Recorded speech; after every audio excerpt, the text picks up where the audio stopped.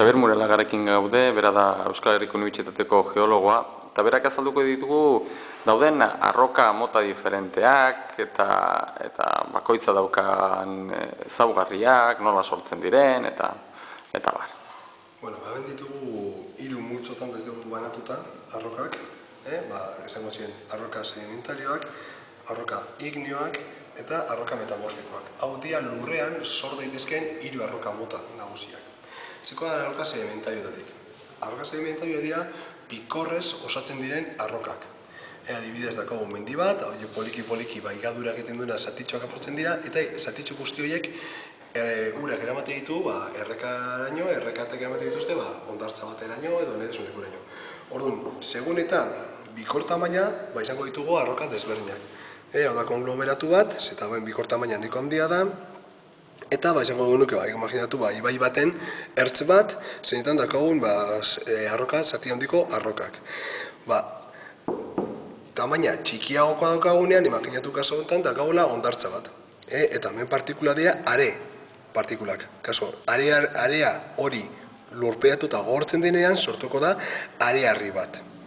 Eta azkenean, lokatza daukagunean, bustina daukagunean, hori gogortuko da eta sortzen da lutita bat, edo bustin harri bat. Horren zago ziren, normalean, sedimento traktibo batei sortzen den arroka, baina baita ere daude, sedimentarien barnean beste bat, diela, batez ere kareharriak, hau da, karezko osagaia dutuena, eta kare hori ematen diona izaten dira, askotan izaki bizidunen oskol zatiak. Karezko oskol puskak ematen dute, karezko lokatz hori, eta lokatz hori gero lurperatu ostean bihurtzen da kareharria. Hauek izango ziren arroka sedimentarioak. Korronteak eramandako tamainan sailkapena egin du, eta karezko izakien oskolekin sortutakoak. Hauek dira arroka ignioak. Arroka ignio dira laba batetik edo fundido batetik sortzen diren arrokak. Orduan, beraien bi multzo desberdin ditugu. Oso poliki otzitzen diren, labari oso poliki otzitzen diren arrokak sortzen direnak, eta labari askar otzitzen diren arrokak. Poliki otzitzen diren laba hortatik sortzen diren arroka deitzen dira arroka plutonikoak. Eta askar sortzen direnak arroka volkanikoak. Plutonikoak normalean dira oso sakonera handietan otzitzen diren arrokak. Hau da, imaginatu, laba bat daukagu 1000 gradutan, eta poliki-poliki laba hori hasten dira, auspeatzen mineralak, eta sortzen da, arroka ignio plutoniko bat. Hau da, granito bat, kasu honetan, eta ikusten dituzun ze ondo ikusten diren kristalak. Eta kristalak, kolore desberdinak, izango dira, feldespatoak, mikak eta kuartzoak, argia gori. Imaginatu volkanikoak bere izenak ere esaten du. Imaginatu 1000 graduta dagoen laba hori, batean igotzen dela lurra saleraino. Osa, pasatzen da 1000 gradutik, 30 gradutara. Horren zer gertatzen da, ez dira sortzen kristal txikeriak, ikusi bez dira egiten kristalak, hau da direz, basalto bat, edo hauekin batera egon daitezke baita ere, leherketaten sortzen den, errautz volkanikoekin sortutako arroka, hau da pumita bat adibidez. Edo, baita ere oso tipiko da arroka volkanen inguruan, obsidianak, kuartzozko metaketak. Orduan, zaienak, izango da saltza izango da arroka metamorfikoak. Izan dira sedimentarioak, ignioak eta 3. taldea dira metamorfikoak.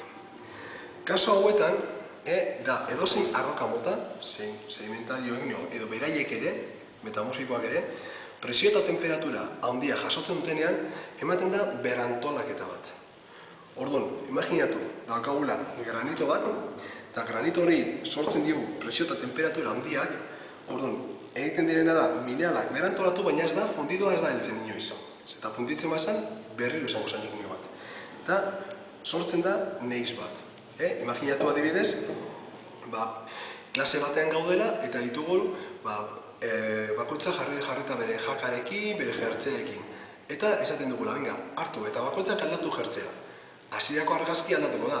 Hau da, jendeak izango du erropa desberdina. Baina erropa berdina dago eta pertsona berbera daude.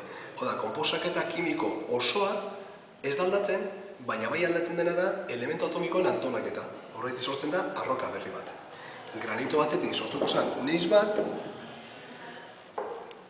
kareharri batetik sortuko zen marmola, beretan deitzen dena marmola, hau ere dana karea da. Buztinarriak sortzen da arbelak, askotan ere arbelak teilatutan erabiltzen diren arbel horiek, eta konglomeratu horretan, batez ere kuartoskopikoa daudenean sortzen dira kuartzitak. Kuartzia guztia kuartzoa den arroka bat. Hauek izango dira, normalean lurrean sortzen diren arrokak, baina ez dira lurrean aurkitu daitezkeen arroka bakarra. Eta badaude, adibidez, lurretik kanpo sortutako arrokak, baina lurrera heltzen direnak, eta hauek dira meteoritoak. Oso garrantzitsuak ikertzeko nola sortu ziren planetak eta nola sortu diren planetak aztertzeko. Eta adibidez baita ere aztertzeko lurrean eman diren suntsipen handi horiek nola sortu ziren.